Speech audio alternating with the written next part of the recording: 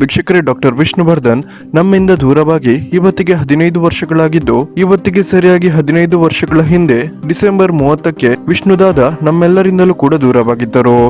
ಆದ್ರೆ ನಟ ವಿಷ್ಣುವರ್ಧನ್ ಅವರು ಸಾವಿನ ಕೊನೆಯ ಕ್ಷಣದಲ್ಲೂ ಕೆಲ ಕೆಟ್ಟ ಅಭಿಮಾನಿಗಳಿಂದ ಏನೆಲ್ಲ ಕಷ್ಟಗಳನ್ನ ಅನುಭವಿಸಿದ್ದರು ಅನ್ನೋದು ನಮ್ಗೆಲ್ಲರಿಗೂ ಕೂಡ ಗೊತ್ತಿದೆ.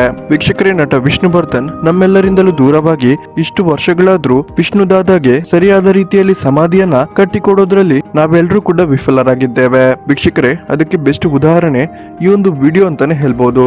ಕನ್ನಡ ಚಿತ್ರರಂಗಕ್ಕೆ ಸಾಕಷ್ಟು ಕೊಡುಗೆಯನ್ನು ಕೊಟ್ಟಿದ್ದ ಡಾಕ್ಟರ್ ವಿಷ್ಣುವರ್ಧನ್ ಅವರ ಸಮಾಧಿ ಈಗ ಯಾವ ರೀತಿಯಲ್ಲಿ ಇದೆ ಅನ್ನೋದನ್ನ ಈ ಒಂದು ವಿಡಿಯೋದ ಮೂಲಕ ನಾವು ನೋಡಬಹುದು.